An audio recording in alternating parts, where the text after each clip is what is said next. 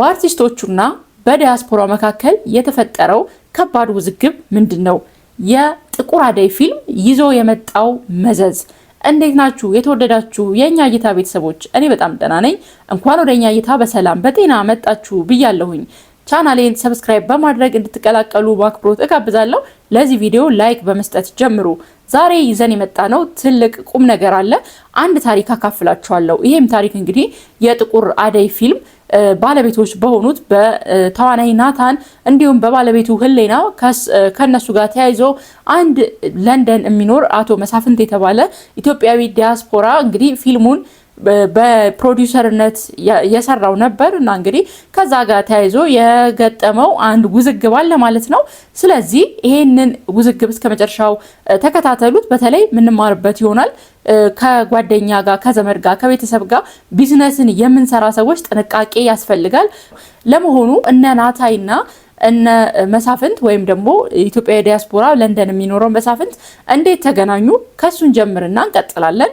እንዴት እንደተገናኙ አቶ መሳፍንት ይነግረናል ራሱ ማለት ነው። እና እሱ አጋጣሚ በሌላ ቢዝነስ ነው የተገናኘ የነበረው እና በሌላ ቢዝነስ ተገናኝተን እያወራን ምን እያለ የተቃረበ በመጣን ሰዓት ላይ ምን ተፈጠረ መሰለክ? በዛን ሰዓት የአፋር ክልል ነበር። የአፋር ክልል ይሄ ንግስናው አለ አይደል? ልክ እንደ ዩኬ ሰው ሲሞቱ ንግስና እንደነበረ እሱን ንግስናውን እንቀጥና ከዛ በኋላ የሆነ ቢዝነስ ነገር አድርገን ነው እኛ በፍራንካችን እሱ ደግሞ በሙያ በምናምን አድርገን እናሰራ ተባለና በዛ ተጀመረ ስራው። እንግዲህ የአርቲስቶቹና የአቶ መሳፍንት ግንኙነት እንደዚህ ነበር ማለት ነው የተጀመረው። ከዛ እንግዲህ ግንኙነቱ እየተጠናከረ ሄዶ ወደ አንድ አጋርነት ይቀየራል። ይሄም አጋርነት አቶ መሳፍንት ፊልም ፕሮዲዩስ ማድረግ ይፈልጋል። አርቲስቶቹ ደግሞ በተለይ ናታይ የፊልም ኢንዱስትሪ ውስጥ ያለ ሰው ነው። ስለዚህ ሁለቱ ተነጋግረው አንድ ፓርትነርሺፕ ይፈጥራሉ ማለት ነው። ይሄም ፓርትነርሺፕ ጥቁር አደይ የተሰኘ ፊልምን ሊወልድ ችሏል ማለት ነው። ጥቁር አደይ በጣም ተወዳጅ የሆነ በዩቲዩብ ከ3 ሚሊዮን በላይ እይታን ማግኘት የቻለ ፊልም ነው። ለመሆኑ በእነዚህ የልብ ወዳጆች በሆኑ ግለሰቦች መካከል የጥቁር አደይ ፊልም እንዴት ውዝግብን ሊያስነሳ ቻለ? እሱንም ራሱ አቶ መሳፍንት ከለንደን ይነግረናል። እንከታተለው። ከማስመረቂያ ውጪ ቢያንስ 1.5 ሚሊዮን ብር በዛ ሰዓት ላይ ያሁን 3 ሚሊዮን ብር ማለት ነው። በዛ ሰዓት ላይ በጣም ዋጋው ፓወር ነበር ብሩ ከካሜራዎቹ ምናምን ውጪ ማለት ነው። ከዛ እኛ ከአለቀ ተባለ። ከዛ ካንፊንቱን ወደ እንትን ተባለ ምርቃቱ ማለት ነው። ምርቃቱ ይደረስ ሲባል ጊዜ ምርቃቱን በቃ የና ክብር ከወጣበት ፊልሙም ደግሞ ሳይታሰብ የ1 ሚሊዮን ብር የተባለ የሆነ አርቲስት ሲጨመር ወደ ሀሳብ ሲሰፋ ምናምን ይወጣ በጣም ሂውጅ ብር የወጣው ሳይታሰብ ማለት ነው። እና በቃ እንደዛ ከወጣበት ለበእንትን ይመረቅ ተባለ። ደስ አለኝ ማለት ነው። እና እንግዲህ ከአቶ መሳፍንት እንደሰማነው እንግዲህ ፊልሙን ከ1 ሚሊዮን ብር በላይ ወጪ በማድረግ አቶ መሳፍንት እንዲሰራ አድርጓል። በስፖንሰርሺፕነት ወይም ደግሞ የፊልሙ ፕሮዲውሰር በመሆን ማለት ነው። ከሱም እንደሰማችሁት መጨረሻ ላይ አቶ መሳፍንት ከፊልሙ ሊያገኝ የሚገባውን ገቢ በምንም አይነት ሁኔታ ምንም ሳያገኝ በነፃ ሊወጣ ችሏል ማለት ነው። ይሄንንም ከአንደበቱ እንሰማለን። ስለዚህ እኔ በቃ ነፃውንኩ ማለት ነው። በቃ አሁን እናንተ በቃ በእኔ ከስር የወጣኝ ባስ ምንም ነገር የማገኘው ነገር ጥቅም የለም። በቃ ከፍራይም ለምን አሁን ያልከኝን ነገር አስደርጋለሁ? አይቻልማ። ከፕረከቱ እድሜ ልክ አንተ በነፃ እዚህ ጋር እያለ እንዴት ነው በፕራይም ላይ ከፍሎ የሚያዩ? አንተ አስታስብ እንዴት አድርገህ እንዳስብ ካልገባኝ ዛሬ ድረስ አላዩትም። ያዩትን ለምን አትቀበል? የተቀበልከውን ለምን ልስተን እንካፈል እኮ አልኩ። እንካፈል ካለ እኔ ጋር ብር እኔ ጋር ካለህ እኔ ጋር ብር እንካፈል። እኔ እኮ ምንም ነገር ችግር እኮ የለብኝም። እኔ አንተ ጋር አለ ብር አይደለም እኮ ይሄን ያክል ሰው ከታየ ያለውን ዳታ እኔ አይቼ እነግርሃለሁ። ንገረኝና ከዛ በኋላ ካለ ግን ካሁን እኔ አሁን ያልገባኝ እኔ እኮ አሁን ያልገባኝ መስናታ ልንገርህ። እኔ ያልገባኝ ነገር እኔ ለራሴ ያልገባኝ ስላልገባኝ ነው እንደዚህ እንጂ እኮ እኔ በቃ ጨረስኩኝ። በቃ ምንም ነገር የለኝም። በቃ አማዞን በቃ እኔ በቃ ከሰርኩኝ ወጣሁኝ ማለት ነው። አቶ መሳፍንት እንደተናገረው እንግዲህ ከፊልሙ ምንም አይነት ገቢ ሳያገኝ በነፃ ወጥቷል ማለት ነው። ይሄንን ፕሮግራም በዋነኝነት ሰፊውን የሰራው ልዩ ሚዲያ የተሰኘ አንድ የዩቲዩብ ፔጅ ነው ማለት ነው። እና እዛ ላይ ሙሉ ታሪኩን ገብታችሁ ልትመለከቱ ትችላላችሁ። ውዝግቡ ግን እየተካረረ መጥቶ ነበረ እና እንግዲህ ልዩ ሚዲያ ለነናታይ ደውሎላቸው ነበር ማለት ነው። ነናታይ የሰጡትን ምላሽ ደግሞ አሁን እንሰማለን። ናታይ ምን አለ፣ ህሊና ምን አለች የሚለውን ማለት ነው። 1 ሚሊዮን ብር ከፍለህ እንዳልከው 1 ሚሊዮን ብር ከፍለህ የኛን ህይወት የምታስጠፋበት ሀገር አይደለም። ስፖንሰር ወደህ ፈቅደህ እኮ ነው የመጣኸው። ራስህ እኮ ነው ላግዛችሁ ያልከው። ራስህ ነው ያገዝከን። ኦፍ ኮርስ ጓደኛው ነበርክ በጣም እንደ ወንድሜ ልቤ የምትባባሉ ጓደኛሞች ነበር። ሄሎ ሄሎ ናታይ እንደምን አለ? ወይ ሰላም ነህ? ሄሎ ናታይ ይሰማል? እንደምን አለ? ሮቤል እባላለሁ ከልዩ ሚዲያ ነው የምደውልልህ። ሰላም ነው አለን። እንደው አንዳንድ መረጃዎችን ካንተ ለማግኘት ነበረ። ከዚህ ጥቁር አደይ ከሚል ፊልም ጋር በተያያዘ አንድ ግለሰብ አቶ መሳፍንት የሺጥላ የተባሉ ሰው ወደኛ ጋር ደውሎ አንዳንድ መረጃዎችን አንስተው ነበርና የእናንተን ሀሳብ ማወቅ ስላለብን ናታይ በዚህ ዙሪያ ላይ ምን ሀሳብ አለህ የሚለውን ለማነጋገር ነበር ወንድሜ። ህግ ያዘው ነገር ስለሆነ በህግ እኔ ጋር ምንም ያስደውል ጉዳይ የለም። ከሱ ጋር ጨርሱ። ጉዳዩ በህግ ተይዟል።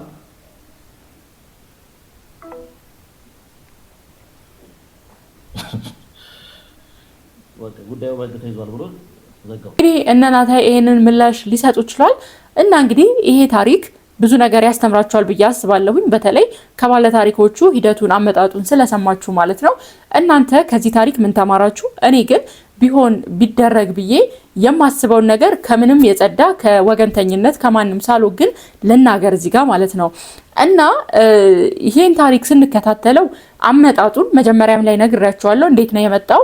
መጀመሪያ ወዳጆች ነበሩ፣ ጓደኞች ነበሩና ያንን ጓደኝነት ሊያጠነክሩት ፈለጉ እና ጓደኝነቱ እየጠነከረ ሄደና መጨረሻ በፊልም ሊተሳሰር ችሏል ማለት ነው። እዚህ ጋር የተሰራ ከባድ ስህተት አለ። አንደኛ ምንድነው አቶ መሳፍንት የእውነት የፊልም ኢንዱስትሪ ውስጥ መግባት ከፈለገ ስፖንሰር ማድረግ ከፈለገ ፕሮዲውሰር ሆኖ ከዛ ተጠቃሚ መሆን ከፈለገ በዚህ መልኩ አልነበረም መተሳሰር የነበረበት። ማለት እሱ ብዙ ያወራቸው ነገሮች አለ የተጋቡበት ጫማ ልብሶቻቸውን ሳይቀር እያንዳንዱ የነሱን ከስተምስ በጠቅላላ እኔ ነኝ ከውጪ ላኩላቸው ብሏል ማለት ነውና ይሄ ብዙም ሊሆን ይችላል በመልካምነትና በደግነት ያን ነገር ሊያደርግ ይችላል። ግን ይሄ ጓደኝነት ነው፣ ስራ ግን ስራ ነው አይደለምና ከጓደኛ ዝም ብሎ ከባዳ ጓደኛ ጋር ይቅርና ከቤተሰብ ከእህት ከወንድም ጋር እንኳን ሲሰራ ህጋዊ ማዕቀፍ ያስፈልጋል።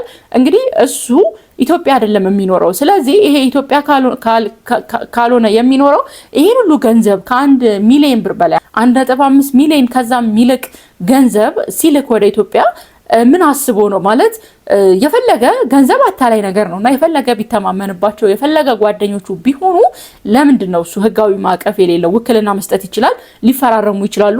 እሱ እንዳለው እንግዲህ እዚህ ውጭ ሀገር ስንላላክ ሁሉንም ነገር በኦንላይን ነው የምንላላከውና እያንዳንዱ ነገር መረጃው አለ ብሏልና ይሄ ግን ኢትዮጵያ ውስጥ አይሰራም። ስለዚህ እያንዳንዱን የሚሰራውን ነገር እኔ የማስበው ማለት ነው ህጋዊ ማዕቀፍ አስይዞ በፊርማ በውል መስራት አለበት ብዬ አስባለሁ። በዚህ እናንተ ተስማማላችሁ ወይ? ምክንያቱም አይደለም እንዳልኩት አይደለምና ጓደኛ ወይ ደግሞ ከውጪ የምናውቀው ሰው ቀርቶ ምንም አይነት ሌቭል በምንም አይነት ልንቀራረብ እንችላለን።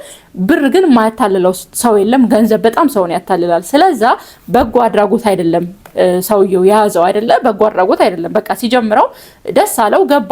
ፋይናሊ ግን የሆነ ነገር ሊጠቀምበት አስቧል። ስለዚህ እንደዛ ሀሳብ ከነበረው ከዱትም አልከዱትም አመኑትም አላመኑትም ፊርማ ግን ወሳኝ ነገር ነው። መፈራረም ነበረበት፣ ውል መያዝ ነበረበት። በጣም የብዙ ሰዎች ታሪክ እንደዚህ አቃለው ነው። ሲበላሽ አብረው ሰርተው መጨረሻ ላይ ያ ነገር ይፈርስና አንደኛው ንብረቱን፣ ሀብቱን፣ ገንዘቡን ይጠቀልላል። ምክንያቱም ህጋዊ ማስረጃ ስለሌለው ውል ስለሌለና አሁን እናንተ በተለይ ከሀገር ውጭ የምትኖሩ እህቶቼ፣ ወንድሞቼ እያንዳንዱን የምታደርጉትን ነገር በውክልና ህጋዊ ፊርማ ውል ባለው ነገር ልታደርጉ ይገባል። ይሄ በጣም ትልቅ ትምህርት ሊሆናችሁ ይገባል። ከዚህ ተማሩ። ምክንያቱም ለምንድን ነው እናንተ ገንዘባችሁን የምትከፍሉት? በጎ አድራጎት ከሆነ ከመጀመሪያው በቃ በጎ አድራጎት ነው፣ እኔ ለዚህ ሰው ምንም ነገር አላደርግለትም ብላችሁ እዛ ጋር መወሰን አለባችሁ። እንደዛ ካልሆነ ግን ከዛ ነገር ማትረፍ ከፈለጋችሁ ውል ያስፈልጋችኋል። ስለዚህ ውልና ሰነድ ማስረጃ ሊኖራችሁ ይገባል። እኔ እንደዛ ነው ማስበው።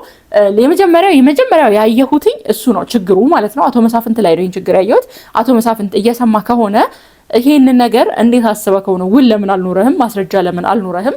ምክንያቱም ህግ ፊት ቀርበ ልትጠይቅ የምትችለው ይሄ ሚዲያ ላይ ሲሆን ምንድነው ስም ማጥፋት ነው የሚሆነው። በቀላሉ ሚዲያ ላይ ሲሆን እውነታው አንተ ጋር ሊኖር ይችላል፣ እውነታው አንተ ጋር ነው ያለው ብለን እናስብ። ግን ዝም ብለህ ሚዲያ ላይ መተህ ግን እንደዚህ ያደርጉኝ ስትል አንተ የዋህነትህን ነው እኛ የምናየው፣ ያንተ መልካምነትና በጎነት ነው እንጂ የምናየው።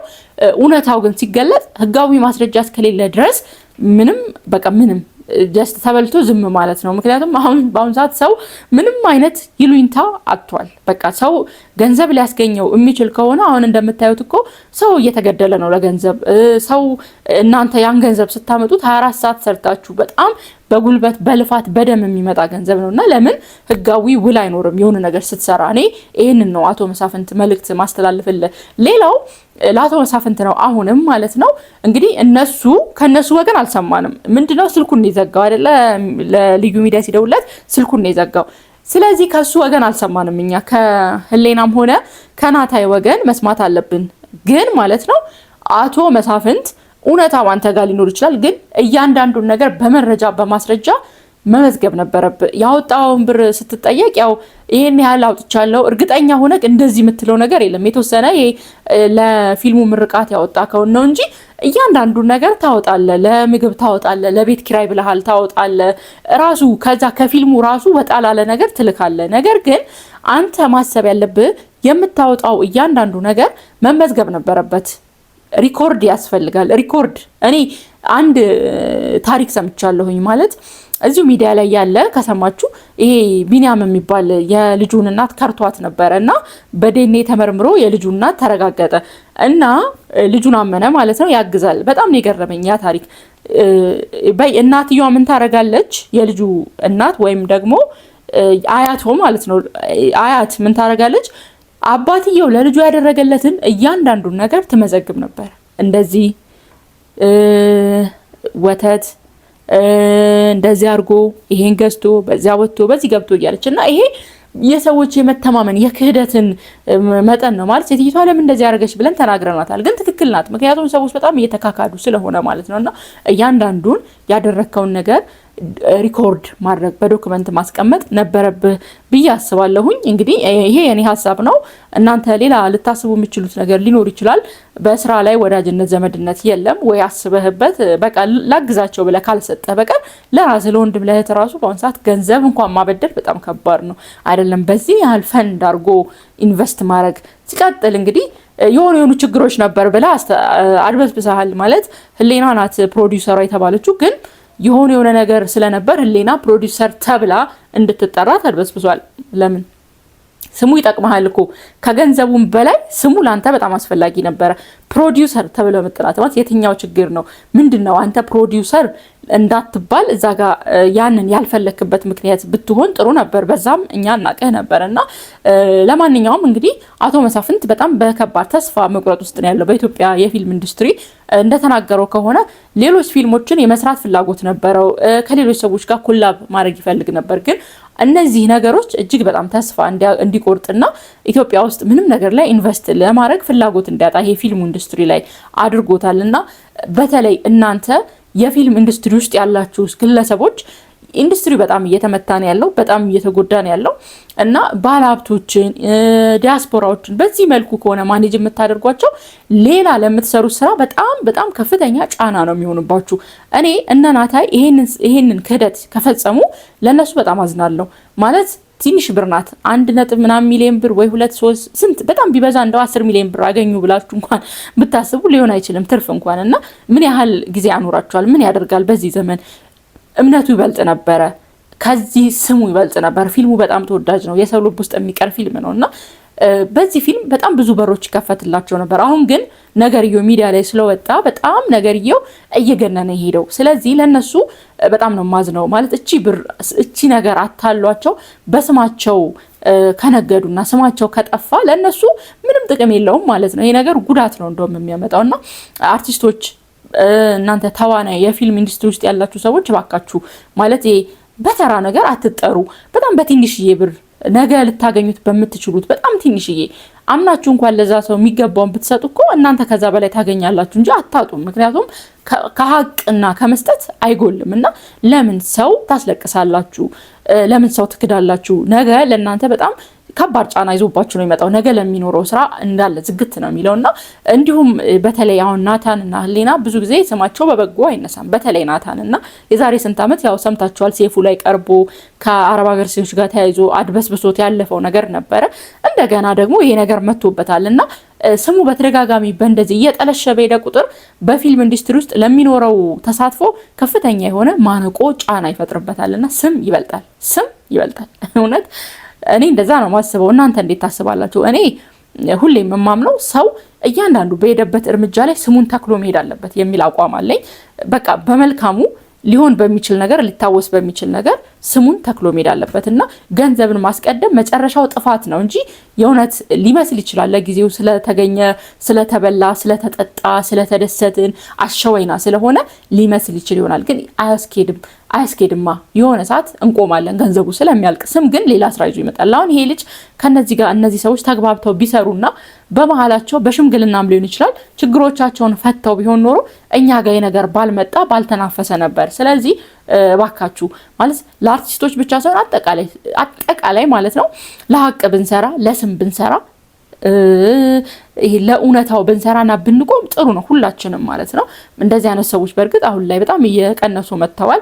ምክንያቱም እኛንም ብቻ ሳይሆን ኢንዱስትሪውን ጭምር ነው። ይሄን ታሪክ የሰሙ ዲያስፖራዎች፣ ባለሀብቶች አሁን ላይ ፊልሙ ላይ ለመሳተፍም ያን ያህል ፍላጎት ላይኖራቸው ይችላል። ስለዚህ ስምን ብናስቀድም ባይነኝ እኔ ለነሱ ያለኝ መልእክት እንግዲህ ነገሩ በህግ አግባብ የተያዘ ነው ብለዋል። ነገር ግን አቶ መሳፍንት ምንም በህግ የተያዘ ነገር እንደሌለ ተናግሯል ማለት ነው። ሙሉውን ልዩ ሚዲያ እንዳልኳችሁ ልዩ ሚዲያ የሚባል የዩቲዩብ ገጽ ላይ ሄዳችሁ ልትመለከቱት ትችላላችሁ። እኔ እዚህ ላይ እቺን ነገር አስደግፌ መናገር ስለፈለኩኝ እቺን ፍሬ ሀሳብ ስለሚጠቅመን ብዬ ነው።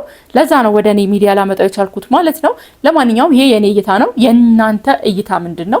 እይታዎቻችንን አውጥተን እንነጋገርበት እባካችሁ። ስለዚህ እዚህ ድረስ አብራችሁኝ የመጣችሁ ሁላ እጅግ አርጌ በጣም አመሰግናለሁ። ሰብስክራይብ በማድረግ የቻናል ቤተሰብ ሁኑ፣ አዳዲሶች ማለት ነው። ያያችሁና የወደዳችሁት ደግሞ ላይክ ብታረጉ፣ ኮሜንት ለሌሎች ለብዙ ሰዎች የመድረስ እድል ይኖረዋል ማለት ነው። ሌላ ቀን እንዲሁ በሌላ ጉዳይ ላይ እናወራበታለን። ለማንኛውም ላሁኑ እወዳችኋለሁ። ቸር ሰንብቱ፣ ቸር እንሁን። በያላችሁበት አለማት ሁላ ቻው ቻው።